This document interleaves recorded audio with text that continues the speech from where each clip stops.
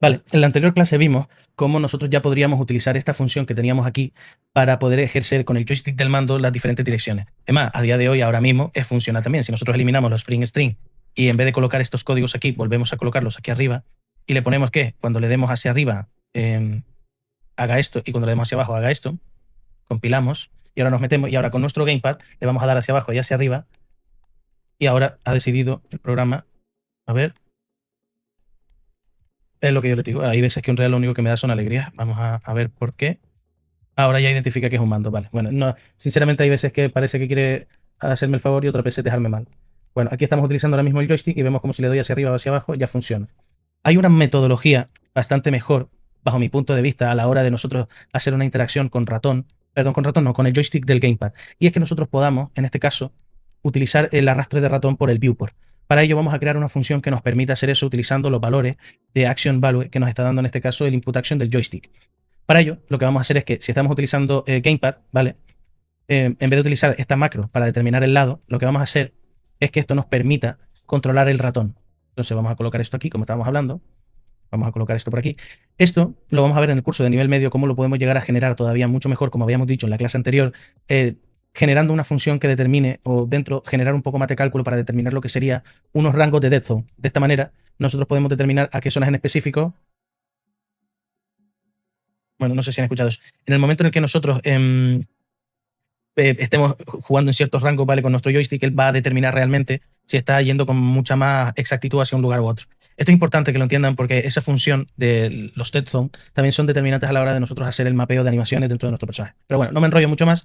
Ya tenemos esto aquí, que es un ejemplo de cómo poder sacar la dirección utilizando los action value, pero estos action value los vamos a utilizar también para crear una función nueva. Vamos a crear una función y esta función la vamos a llamar mouse drag gamepad. Perfecto. Claramente esto va a tener, como mismo estamos hablando, dos inputs de tipo float. Perfecto. Que sería X e Y. Aquí también vamos a hacer uso de lo que sería el getPlayerController. Y vamos a hacer lo que sería un getMousePosition. Esto nos va a devolver lo que sería la localización de nuestro mouse. Y aquí lo que vamos a hacer es convertir esto en un vector 2D para poder hacer las operaciones matemáticas necesarias. Al final esto simplemente es una estructura que nos devuelve todo en un pin únicamente. Esto nos va a permitir que nosotros lo sumemos, pero antes lo que vamos a hacer es una operación matemática con esto. También lo vamos a convertir en un vector 2D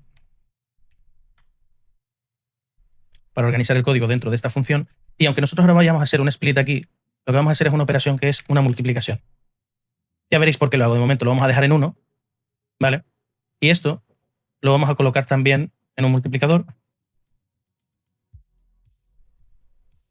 que lo que va a hacer es multiplicarme el valor de X y de Y, ¿vale? Y esto vamos a hacer otra multiplicación.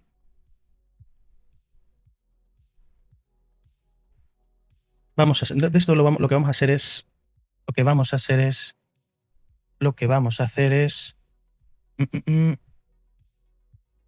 Vale, miren lo que vamos a hacer. Vamos a recombinar para que entiendan un poco la estructura. Esto lo que voy a hacer es hacer un split, ¿vale? Y de aquí vamos a sacar que sería un float. Y esto que lo vamos a sacar, esta función getWorld seco, lo que nos va dando es el tiempo de los fotogramas, es decir, cada segundo que va pasando. De esta manera podemos ir determinando los segundos en los que nuestro ratón se va moviendo. Una vez que ya nosotros tenemos esto, lo que vamos a hacer es romper esta estructura de aquí. Vamos a hacer un split también.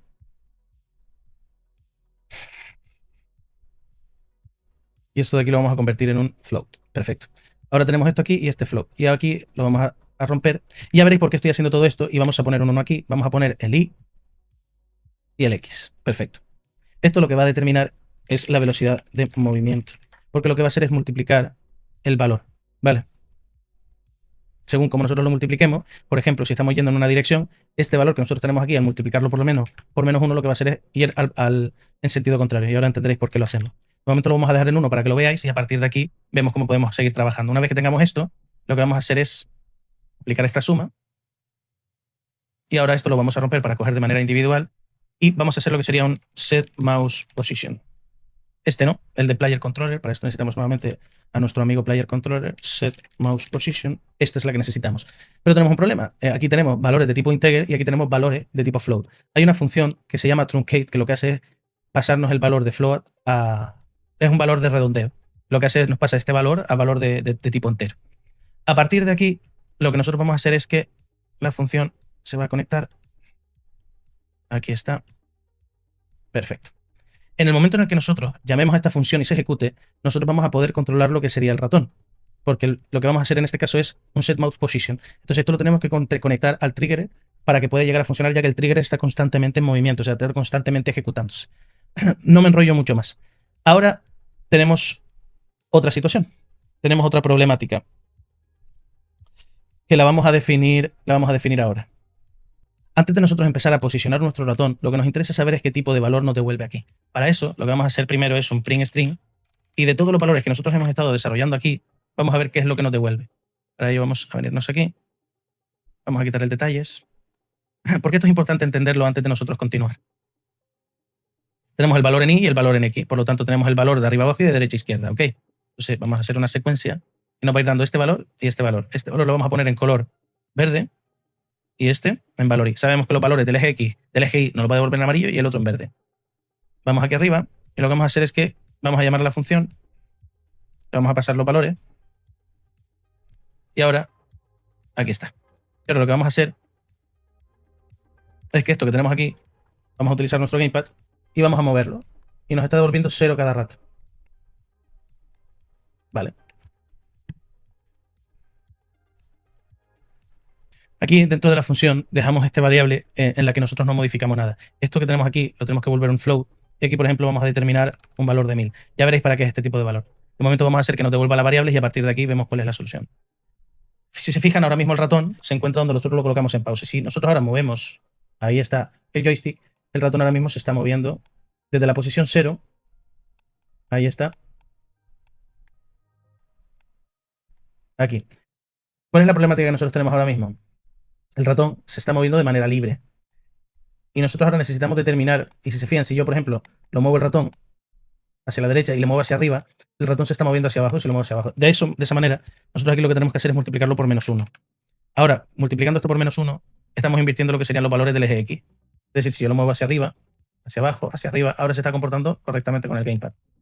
Aquí viene una problemática. Nosotros ahora vamos a ejecutar esto, vamos a ponerlo en grande y quiero que visualicéis una cosa.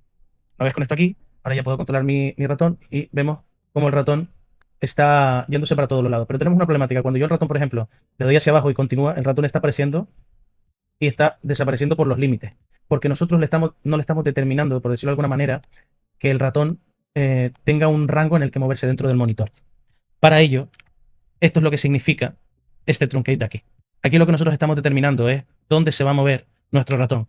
Y si nosotros esto no lo metemos en un rango en específico, el problema que vamos a tener es que el ratón va a moverse fuera de nuestro monitor a nuestro escritorio.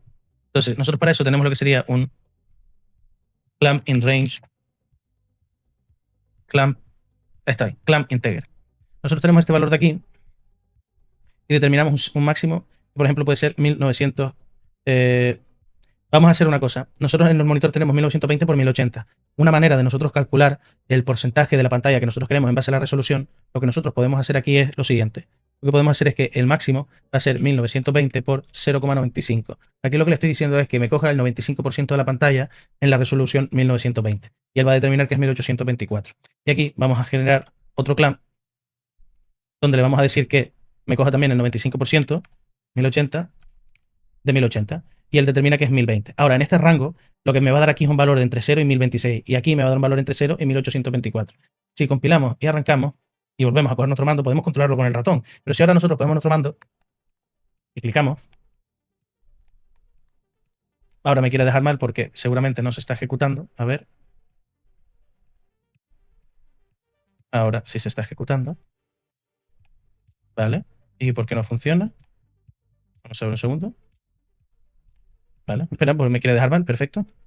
Ah, vale, no es que me quiera dejar mal, es que yo me equivoqué, no lo conecté. Discúlpeme que llevo muchas horas entre trabajando y grabar los cursos y bueno, hay veces que no doy con mi vida, ¿eh? Un segundo.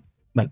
Ahora, dentro de nuestro juego, podemos utilizar el ratón tal cual, podemos utilizar las teclas como habíamos determinado, pero ahora también podemos draguear el ratón con nuestro joystick.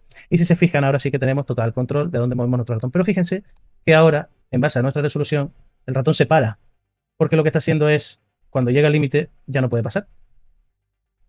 Y de esta manera nosotros podemos generar un límite. Y si ahora nosotros pasamos el ratón y apretamos el botón que nosotros hemos determinado en el mando, que sea igual que apretar la F, el botón del mando también funciona con toda la programación que ya nosotros previamente habíamos hecho para que funcionara con el teclado. Fíjense lo potente que es programar de manera modular, porque ya no hemos tenido que hacer nada más para que esto funcione con el mando. Ya automáticamente todo se ajusta a que funcione de esa manera.